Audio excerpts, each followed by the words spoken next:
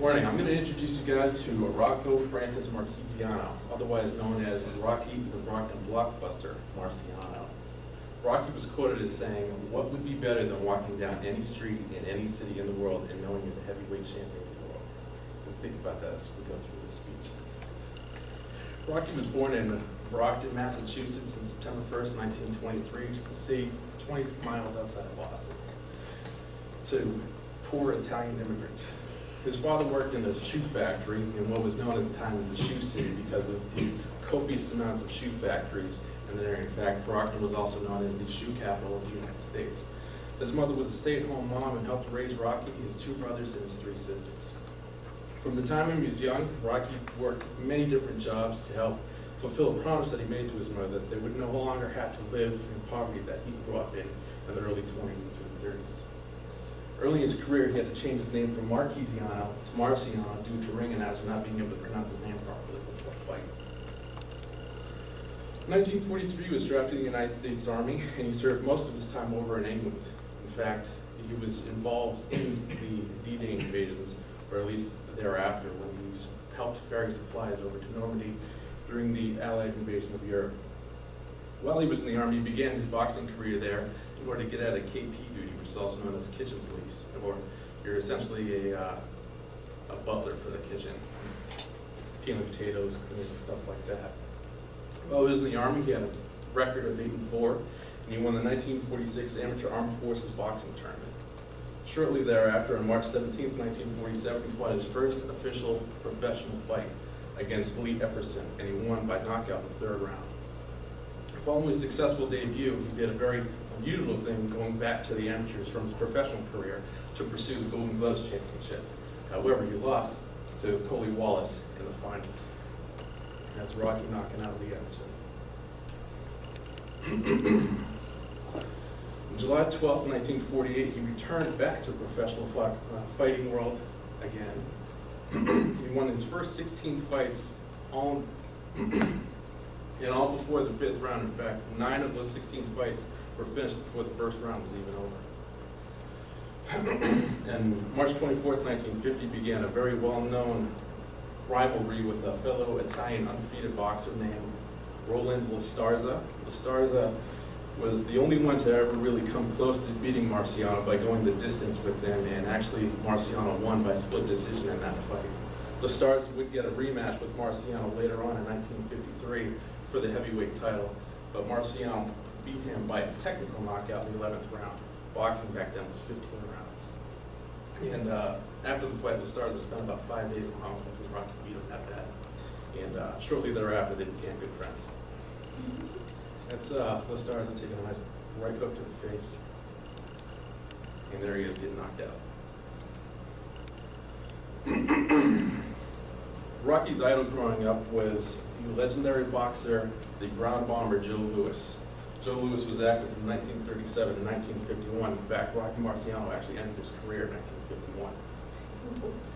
Marciano fought toe-to-toe with this great legend who was possibly known as the greatest boxer at the time and held the longest winning streak or title held streak than anybody. Rocky went toe-to-toe with him for 7 rounds and actually knocked him out in the 8th round and knocked him through the ropes. There they are fighting.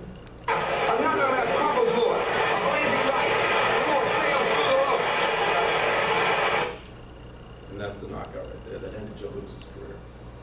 Marciano's brother, Peter Marciano, later described the knockout as saying, Rocky hit him with a straight right and sent Louis out of the ring, knocked him out. I think after the fight, Rocky had second thoughts about that second punch. If you watch that video, the first punch that left actually knocked him out. The second right that knocked him through the ropes probably didn't need to be needed. And Rocky could have saved him a little bit of embarrassment by not knocking him out of the ring. The last thing Rocky wanted to do was embarrass his idol. After the fight, Rocky showed a lot of remorse. In fact, he actually went back to the locker room and cried in Joe Louis' locker room because he knocked out his idol and felt really bad about embarrassing him. And he went on to say, imagine looking at Joe Louis, your idol, lying there on the ropes, and I did it. And I don't know if I'm happy about that. And although with a heavy heart, he did knock out Joe Louis and established Marciano as one of the most famous boxers in his weight class. We will go on want to be heavyweight champion. Following success in the ring, Marciano was given a title fight September 23rd, 1952, against the reigning champion at the time, Jersey Joe Walcott.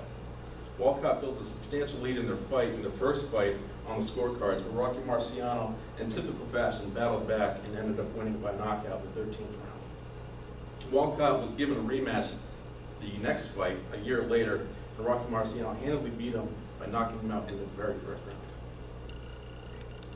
There they are fighting in the first fight. I'm sorry, this is the second fight, and that's him getting knocked out in the first round.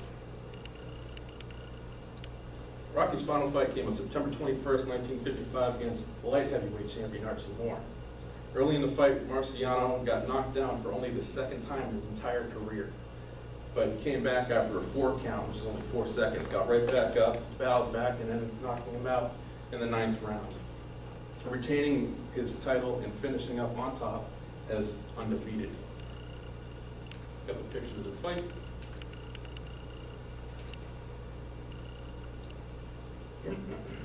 Rocky's final career was 49 wins, no losses, no draws, and an impressive 43 wins by knockout. On April 27, 1956, Rocky officially retired from the ring. And during the time, and still today, many fighters will come back due to money issues or they just can't get up the fight. Rocky didn't want to come back. In fact, he was quoted as saying, "I thought it was a mistake when Joe Louis tried to come back. No man can say what he will do in the future, but barring poverty, the ring has seen me for the last time. I'm comfortably fixed, and I'm not afraid of the future.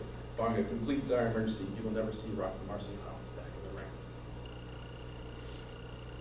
His legacy, that statue right there, is actually outside of my father's high school, in West Brockton High School, the same high school that Rocky Marciano went to. And that was erected sometime after his death. In fact, it was about 10 years ago that they put that statue up outside the high school. Rocky retired as the only undefeated heavyweight champion in the world. He's the highest knockout percentage of any heavyweight boxer in history, 87.76% knockout rate. He was named Fighter of the Year 3 times by Ring Magazine. He defended his title 6 times. Brockton was renamed from the Shoe City because of Rocky Marciano and several other boxers in other weight classes, from the Shoe City to the City of Champions. And the character Rocky that was created by Sylvester Stallone was heavily influenced by Rocky Marciano. In fact, he was actually referenced in the movie as being Rocky's idol. Rocky inspired to be Rocky Marciano. So again, we're going to go back to what would be better than walking down the street in any city knowing that you're the heavyweight champion of the world? I gotta say,